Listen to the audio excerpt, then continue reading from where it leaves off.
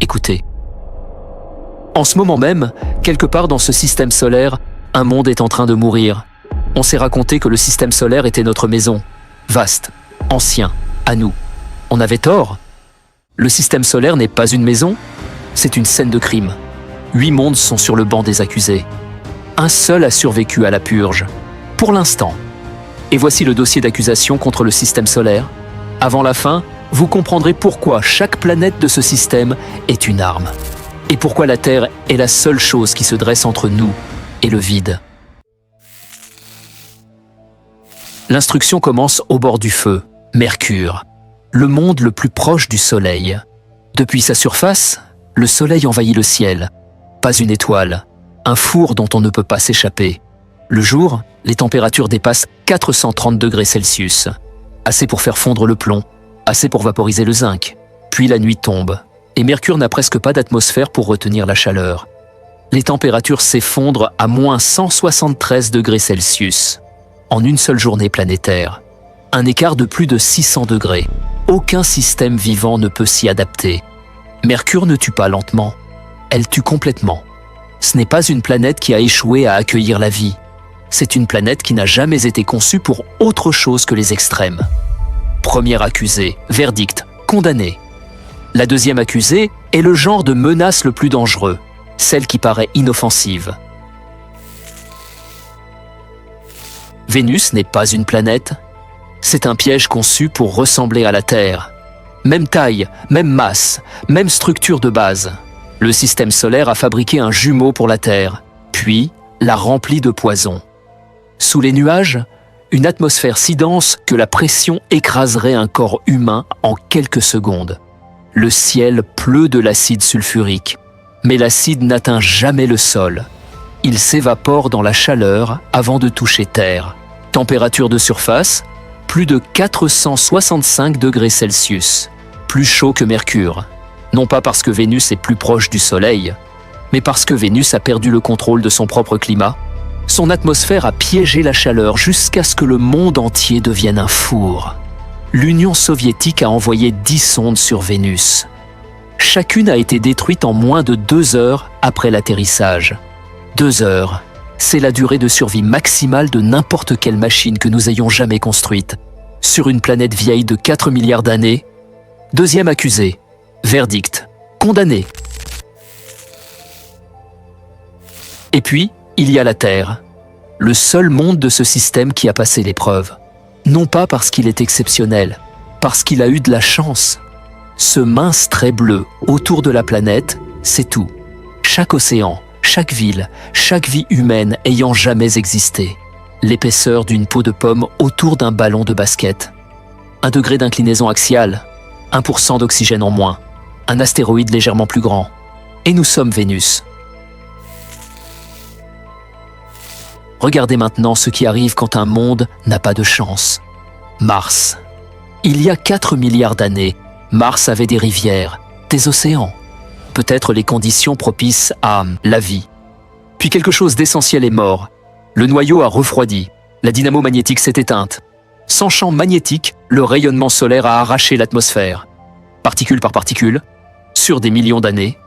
Ce qui reste est un désert glacé, saturé de radiation, balayé par des tempêtes de poussière qui engloutissent des continents entiers. Olympus Mons s'élève à 22 km au-dessus de la surface, plus de 2 fois la hauteur de l'Everest, construit par un monde qui n'a plus l'énergie pour entrer en éruption. Mars n'est pas une planète morte, c'est un avertissement. Le portrait de ce que la Terre pourrait devenir. Troisième accusé, verdict, exécuté. Au-delà de Mars s'étend le cimetière des mondes qui n'ont jamais fini de naître. La ceinture d'astéroïdes. Des millions de fragments. Certains assez petits pour tenir dans une ville, d'autres larges de plusieurs centaines de kilomètres. Tous en mouvement, tous silencieux. C'est ce que Jupiter a fait. Sa gravité était si immense qu'elle a empêché ces fragments de s'assembler pour former un monde. Le système solaire a essayé de construire une 5e planète rocheuse. Jupiter a refusé. Et puis, il y a Jupiter lui-même. Plus de 1300 terres pourraient tenir à l'intérieur. La grande tache rouge, une seule tempête, tourne depuis au moins 350 ans. Elle est plus large que la Terre. Il n'y a pas de surface ici, pas de sol sur lequel se tenir. Seulement des nuages qui descendent sans fin. Et en s'enfonçant, la pression transforme l'hydrogène en métal liquide.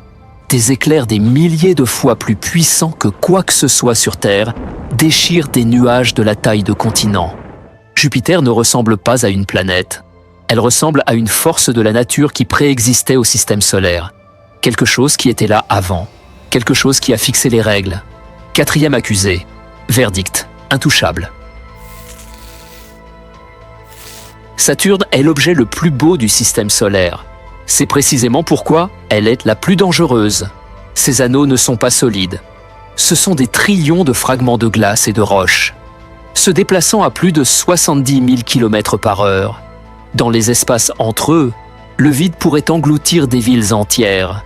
Sous ces nuages, des orages libèrent une énergie, des milliers de fois supérieure à celle des éclairs terrestres. Et au pôle Nord, quelque chose que la science ne peut pas pleinement expliquer. Une tempête hexagonale plus large que la Terre, parfaitement géométrique, parfaitement stable depuis des décennies. Personne ne l'a expliqué. Chaque modèle n'est qu'une hypothèse.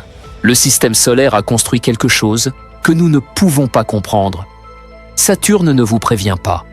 Elle offre la beauté. Et puis, elle vous rappelle que dans l'espace, la beauté est toujours un prétexte à la violence. Cinquième accusé, verdict, condamné.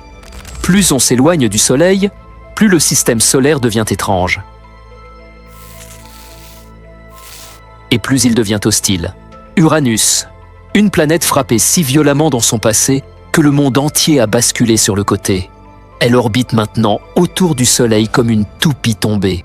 Pendant des décennies entières, des hémisphères entiers de la planète restent dans une obscurité totale. Les températures chutent vers moins 200 degrés Celsius. Son atmosphère est un océan gelé d'hydrogène, d'hélium et de méthane. Uranus est moins une planète qu'un accident. Un monde brisé dès la naissance qui dérive depuis aux confins du système solaire. Et à l'extrême limite du système solaire, Neptune. Elle reçoit 1/1000 de la lumière solaire qui atteint la Terre. De plein droit, elle devrait être immobile. Gelée, silencieuse, elle ne l'est pas. L'atmosphère de Neptune génère des vents atteignant jusqu'à 2000 km/h, les vents planétaires les plus extrêmes jamais enregistrés. Aucune énergie solaire ne propulse ces vents. Neptune génère plus de chaleur en interne qu'elle n'en reçoit du Soleil. Un monde qui est son propre moteur de destruction. Sixième et septième accusés, verdict, condamnés. 7 mondes, 7 verdicts, tous condamnés. Et puis, il y a ça, le seul monde qui a survécu. Non pas parce que le système solaire l'a épargné, mais parce que les conditions se sont alignées. La distance, le champ magnétique, la taille de la Lune, l'inclinaison, une fois, contre toute attente. Le système solaire n'est pas un sanctuaire, c'est un stand de tir. Et la Terre est la seule cible qui n'a pas encore été touchée. Il n'existe pas de planète de secours. Il n'y a pas de deuxième Terre qui attend aux confins du système solaire. Il n'y a que ce monde, cette atmosphère, cette fenêtre fragile de conditions. Le système solaire essaie de nous tuer. Il l'a toujours fait. La seule question est de savoir si nous y prêtons attention. Voici le système solaire. Voici ce dans quoi nous vivons.